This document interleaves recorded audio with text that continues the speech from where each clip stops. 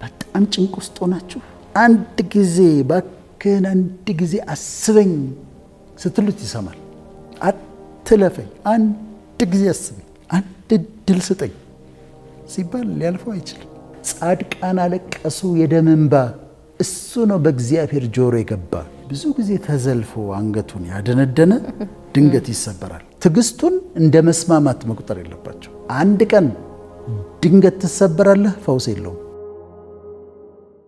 ሰዎች በሶስት ነገሮች ይፈተናሉ ይባላል። ስሪ ፒስ እና ስሪ ኤፍስ ይባላሉ። ስሪ ፒስ የሚባሉት ፕሮስፔሪቲ፣ ፕራይድ እና ፕሮሚስኩዊቲ ነው። ገንዘብ፣ ሀብት፣ ፕሮሚስኩዊቲ ዝሙት፣ ፕራይድ ኩራት፣ ከዝና ጋር የሚመጣ ኩራት። ከነዚህ በአንዱ አንድ ወንድ ይፈተናል፣ በአንዱ ይወድቃል። ወይም ደግሞ 3 ኤፍ ይባላሉ። ፌም፣ ፎርቹን፣ ፊመል። ሀብት፣ ዝና በሴት ለሴቷ ደግሞ ወንድ ማለት ነው። ግን ብዙ ጊዜ ወንዶቹ ናቸውና ድካሜ የቱ ጋ ነው ብሎ ማጥናት ያስፈልጋል። በገንዘብ እፈተናለሁ። አንዳንድ ጊዜ እኮ ለአንዳንድ ሰዎች የሆነ ፖለቲካ ፓርቲ ወይም መንግስት፣ የኛ መንግስት አላልኩም፣ በአጠቃላይ መንግስት የሆነ ገንዘብ ይሰጥሽና ገንዘብ የተሰጠው ሰውዬ ሲያወራ ይውላል። ሲያወራ ለምን ቀምሷል? ገንዘብ በቃ ተሰጥቶታል። ያንኑ ሲያወራ ይውላል። ለምን? በገንዘብ ሸጎጥ አድርጎለታል። ስለዚህ ሲያወራ ሊውል ይችላል። እና ገንዘብ በጣም የሚያታልላቸው ሰዎች አሉ። ዝና በጣም የሚወዱ ሰዎች አሉ። ከዛ የተቃራኒ ጾታ ደግሞ የሚያታልላቸው አሉ። አሁን ድካምሽን እኔ አሁን ድካሜን አውቃታለሁ። የቱ ጋር መጠንቀቅ እንዳለብኝ ያውቃል፣ ተጠንቀቅም ስለሚል። ገንዘብ ያሳስተኛል ብዬ አይቼዋለሁኝ። ገብቼበት የወጣሁበት ነገር ነው። ገንዘብ ያታልኝ። ዝና ምንም አይመስለኝ። ምን ይዘ ግሮሰሪ እገባለሁ፣ መንገድ እሄዳለሁ፣ ምንም እንትን አይሰማኝ። ሰዎች ሰላም ሲሉኝ ሁሉ እገረማለሁ። እንዴት አውቀኝ ነው እላለሁ። መጠነቀቅባት ግን ኤሪያ አለ፣ ሽሹ የተባለው አቅሜን የማውቅባት እና ራሴ የምጠነቀቅባት ቦታ አለች። ከዛ እሷን ሽሹን የተባለው ድካምሽን ካወቅሻት፣ የቱ ጋር እንደሆንሽ ድካምሽን ካወቅሻት፣ እሷ ድካም ጋር መጠንቀቅ ያስፈልጋል ማለት ነው። ድካሜ የቱ ጋር ነው ብሎ መጠየቅ እና መሸሽ፣ መጠንቀቅ። ከዳዊት አልበልጥማ። ከዳዊት በልጣለሁ፣ ከንጉሥ ዳዊት በልጣለሁ። አየ የሰው ሚስት ነች፣ የኦሪዮ ሚስት ነች፣ በጣም ታምራለች። ግን አሁን እዛ ጋር ማድረግ የነበረበት ዳዊት ምንድን ነው? የኦሪዮ ሚስት ነች አሉት። ከዛ ጥሯታል። ግን ልክ አይቷት ተፈትኖ ባለበት ሰዓት ዳዊት ምን ነበር ማድረግ ያለበት? ብድግ ብሎ መግባት ነው፣ ዞር ማለት ነበር ያለበት።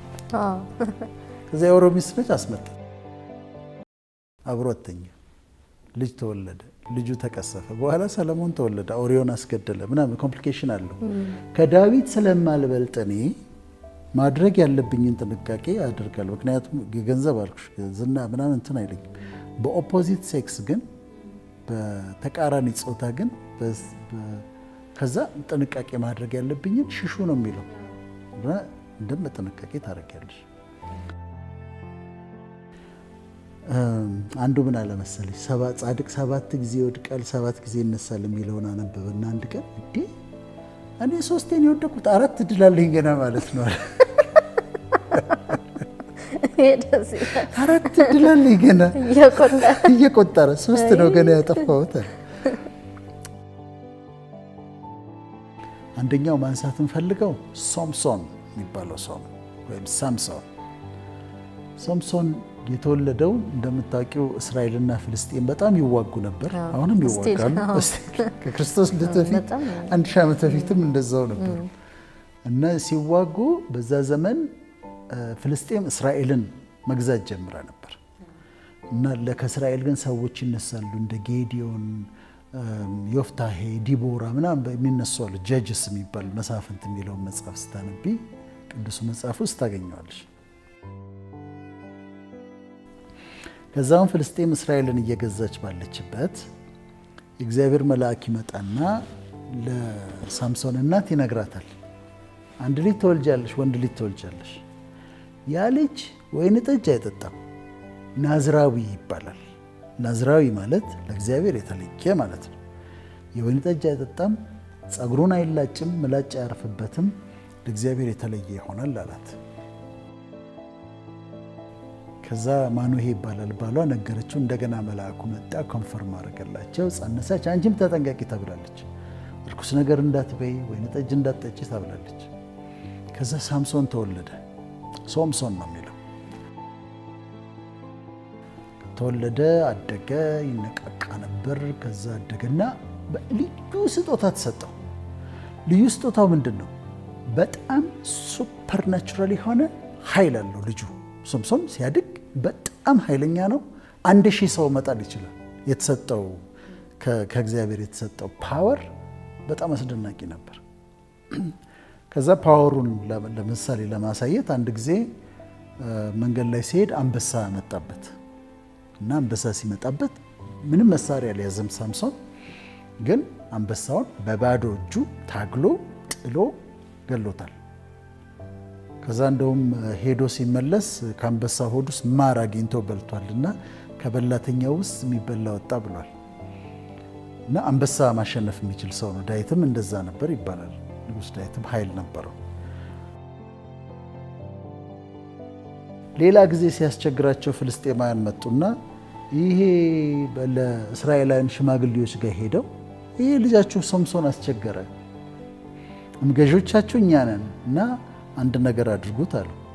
የእስራኤል ሰዎች መጡና ሶምሶንን እንዲህ አንተ ገዦቻችን እነሱ እንደሆኑ አታውቅም እንዴ? እንዴት እንዲህ ታደርጋለህ አሉትና ሳምሶን ምን አላቸው? እሺ እናንተ አትግደሉኝ አላቸው። ዘመዶቹን አስራችሁ እንደፈለጋችሁ አስራችሁ ለነሱ ስጡኛል። 2 አዲስ ገመድ አመጡ። በ2 ገመድ ጥፍንቅ አድርገው አሰሩት እና ፍልስጤማውያን እዛ ጋር ይጠብቃሉ። ወሰዱና ይወላቸው አሉት። ከዛ እነሱ ሊገሉት ሲመጡ እሱ የታሰረበትን ገመድ ልክ እሳት እንደነካው ፈትል ይላል ብጥስጥስ አደረገውና እዛ ጋር የአህያ መንጋጋ አጥንት አገኘ። እሱን አነሳ። 1000 ሰዎችን እንግዲህ ተመልከች፣ አንድ ሰው ነው ሳምሶን። 1000 ሰዎችን ክምር በክምር አደረጋቸው ይላል። ከመራቸው፣ አሸንፍ። ግን ሱፐርናቹራል ነው የተሰጠው ስጦታ ነው። 1000 ሰዎችን ጣለ። ሌላ ጊዜ አንዲት ሴተኛ አዳሪ ጋር ሄዶ ተኛ። ጋዛ የሚባል ከተማ ውስጥ እና የታጠረ ከተማ ነው። ሳምሶን መጥቷል አገኘ ነው ብለው በሩን ዘጉት። ከውጭ ትልቅ በር ነው፣ የከተማ በር ነው። ሳምሶን ሊይዙት እንደሆነ ታወቀ። ተነሳ። ትልቁም በር በጣም ትልቅ በር ነው። እንደዚህ ነቀነቀው። የከተማ በር ነው፣ ኢማጂን የቤት በር አይደለም። እንደዚህ ነቀነቀው፣ ነቀለው፣ ወደ ተራራ ይዞት ሄደ፣ ጣለው እና ሄደ። እንዲህ አይነት ፓወር የተሰጠው ሰው ነው። በጣም ፓወርፉል ነው። አሁን በጉልበት እንደማይችሉት ሲያውቁ ፍልስጤማውያን ድካሙን አጠኑ። ድካሙን ሲያጠኑ የሶምሶን ድካም ምንድን ነበር? ሴተኛ አዳሪ ጋ ይገባል። አንዴ ጋዛ ይወርድና የሆነች ሴት ቆንጆ ሴት አግኝቶ ካላገባሁ ይላል። ስለዚህ የምናገኘው በዚህ መንገድ ነው አሉና ደሊላ የምትባል ወይም ደላይላ የምትባል ቆንጆ ሴት አዘጋጁለት። እንከፍልሻለን አሏት ገንዘብ። አንቺ አሁን የምታደርጊው ጥናቱ ምንድን ነው? የሳምሶን የኃይሉ ሚስጥር የቱ ጋ ነው ያለው? የቱ ጋ ነው ያለው? እሱን ነው የምታጣሪው አሏት። ሶምሶን ደግሞ እንዳንቺ ጸጉሩን ተሰርቷል። ጉንጉን አለው፣ 7 ጉንጉን አለው። የኃይሉ ሚስጥር ጸጉሩ ጋር ነው ያለው። ጸጉሩን ከተቆረጠ ፓወሩን ሉዝ ያደርጋል እና ጉንጉኑ ጋር ነው። አሁን ደሊላ መጣች፣ አጠመደችው፣ ፍቅረኛ ያደረገችው። እሷ ቤት ይሄዳል፣ ያድራል፣ ታጫውተዋለች ምናምን፣ ፍቅረኛ ሆነዋለች። እሷ ግን የፈለገችው ሚስጥሩን ነው፣ ተከፍሏታል። በኋላ እንደሱ እያደረገች ተጠይቀዋለች። የኃይልህ ሚስጥር አንተ እንደዚህ ኃይለኛ የሆንከው የቱ ጋ ነው ትለዋለች። አይ እኔ እኮ ያለች ሚስጥሩ በጠፍር ቢያስሩኝ፣ በጣም ጥብቅ አድርገው ቢያስሩኝ እኔ ኃይሌን አጣለሁ አላት። ከዛ እያጫወተችው በጠፍር ስር አድርገችው። ከዛ ፍልስጤም መጣሁብህ ስትለው እንዲህ ሲል እጁን ተበጠሰ እንትኑ። ከዛ ዋሽተኸኛል አለች። እንዴት አትነግረኝም? ፍቅረኛ አይደለሁም ወይ ትለዋለች። ጸጉሬን ከሐር ጋር ብትጎነጎኘውና ከዛ በችንካር ከመሬት ጋር ብትመችው ኃይሌን አጣለሁ አላት። ጸጉሩን ጎነጎነች፣ በችንካር መታቸው። ከዛ ሶምሶን ፍልስጤማውያን መጡ ብስትለው ንቅል አደረገው። ከዛ ነዘነዘችው ይላል፣ ጨቅጨቅ አደረገችው። እወድሻለሁ ትለኛለህ፣ ግን ሚስጥርህን አትነግረኝም፣ እንዴት እንደዚህ ታደርጋለህ ብላ ጨቀጨቀችው። በጣም ስትነዘንዘው ነገራት። እኔ ከልጅነቴ ጀምሮ ለእግዚአብሔር የተለየሁ ነኝ፣ ናዝራዊ ነኝ፣ ወይን ጠጅ አልጠጣም፣ ጸጉሬን አልላጭም፣ ጸጉሬን የተለጨሁኝ ቀን ፓወሬን አጣለሁ አላት። አሁን ሚስጥሩን አገኘች። እዛ ጋር ፍልስጤማውያን ነበሩ የሚጠብቁ። አባብላ አባብላ ጫውታ እንግዲህ ስማም ይሁን ምንም ይሁን ብላ አስተኛቸው ሶምሶን። እሱ በጉንጉን የተሰራ ጸጉር አለው፣ በ7 ጉንጉን የተሰራ ጸጉር። አባብላ አስተኛቸውና ጸጉሩን ምድምድ አድርጋ አነሳቸው። በሙሉ ተነሳ፣ እንደ መላጣ ሆነ ሶምሶን። ከዛ ሶምሶን ፍልስጤማውያን መጡብህ ስትለው ብድግ ሲል እንደ በፊቱ አደርጋለሁ ሲል ጸጉሩ የለም፣ ፓወሩም የለም። ከዛ በፊት ይቀጠቅጣቸው የነበሩ ፍልስጤማውያን መጡ፣ በሰንሰለት አሰሩት፣ አይኖቹን ጎልጉለው አወጡ ይላል። አይኖቹን አሳወሩት፣ አወጣቸው አይኖቹን። ከዛ ወሰዱና ወፍጮን የሚፈጭ ሰው አደረጉት። 20 ዓመት እኮ እስራኤልን ገዝቷል። ወፍጮ እንዲፈጭ አደረጉት፣ ባሪያ አደረጉት። በኋላ አንድ ቀን እንግዲህ እዛ ጊዜ እስልምና የለም፣ ሌላ ክርስትናም የለም። ስለዚህ ጣዖት ነበር የሚያመልኩት ፍልስጤማውያን። አሁን አማልክቶቻችን ድል ስለሰጡን በዓል እናድርጋሉና ትልቅ አዳራሽ ውስጥ በዓል አደረጉ። ሶምሶን ደግሞ ይምጣና እስቲ ይደንስ ያጫውተናል።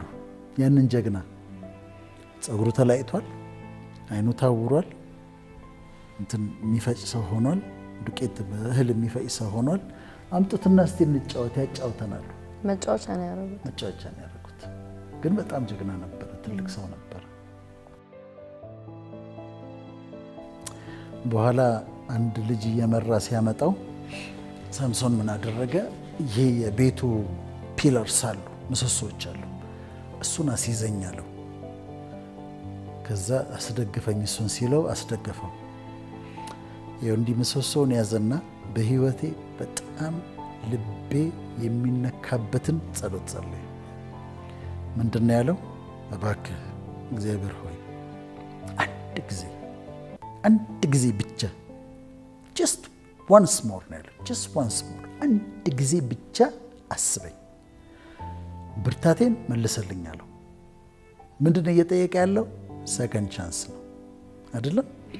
አይኑን ያወጡት ሰዎች እዛ ጋሉ፣ ወፍጮ ያስፈጩት ሰዎች እዛ ጋሉ፣ የደበደቡት ሰዎች እዛ ጋሉ፣ ሁሉም አሉ።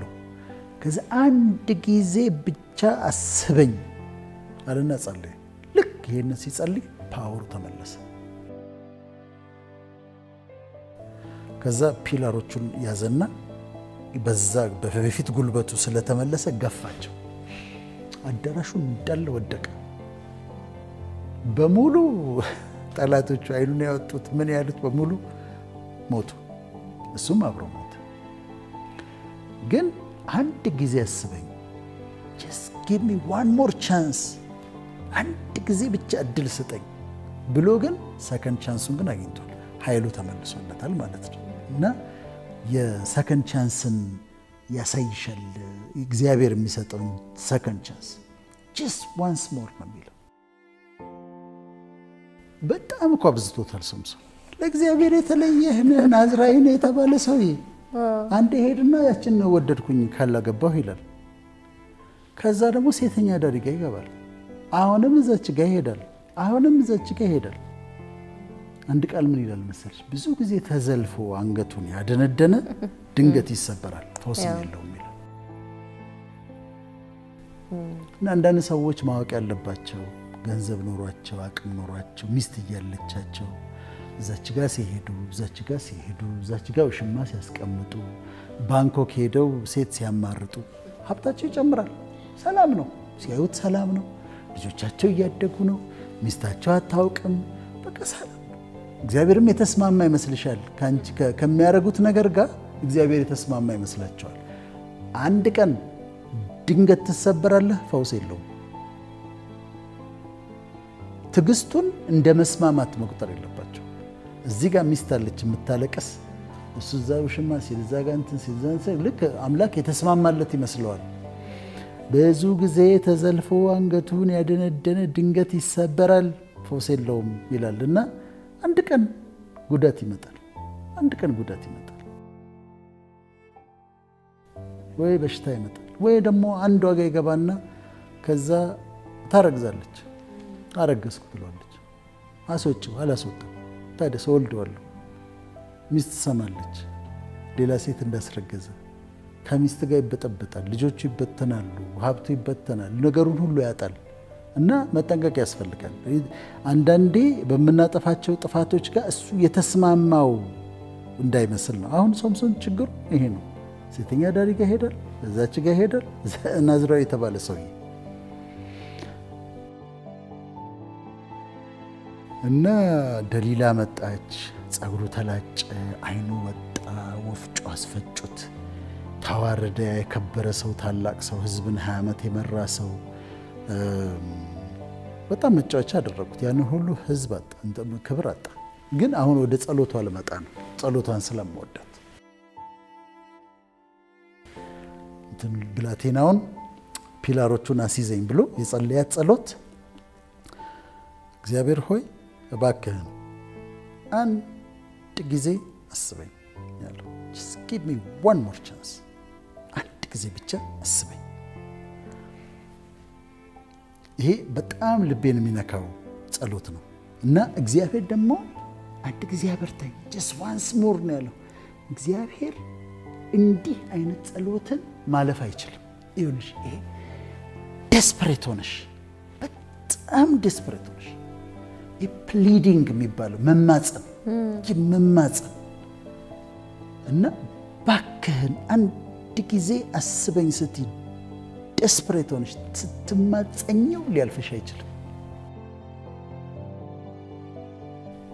ልክ የዳዊት ልጅ ሆይ ማረኝ፣ የዳዊት ልጅ ሆይ ማረኝ እኮ ሲል ደቀ መዛሙርቶቹ ዝም በል ብለውታል። ክርስቶስ ግን ቆሟል። ክርስቶስን ከመንገድ የሚያቆም ጸሎት ነበር እና እኔ ለወገኖቼ ልነግራቸው የምፈልገው በየትኛውም ሃይማኖት ይሁኑ በጣም ጭንቅ ውስጥ ሆናችሁ ዴስፐሬት ሆናችሁ አንድ ጊዜ ባክህን አንድ ጊዜ አስበኝ ስትሉት ይሰማል። ክርስቶስ ከመንገድ ይቆማል። እግዚአብሔር ከሰማይ በጸጥታ ይሰማል። ፈጣሪ ይሰማልና ያንን አደረገና ይህቺ ጸሎት በጣም ነው የምወዳት። ትሰማለች ደግሞ ይገርምሻል። ዙፋኑን የምትነቀንቅ ጸሎት ነች፣ የምትመለስ ጸሎት ነች። ያንም ማለፍ አይችልም።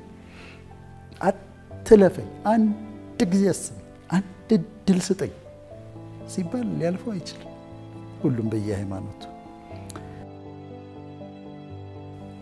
አንድ መጋቢ ታምራት ኃይሌ የሚባል መጋቢ ነበርና በጣም ወደው ዘማሪ ነው። አሁን ሳክራሜንቶ ነው ያለው ካሊፎርኒያ።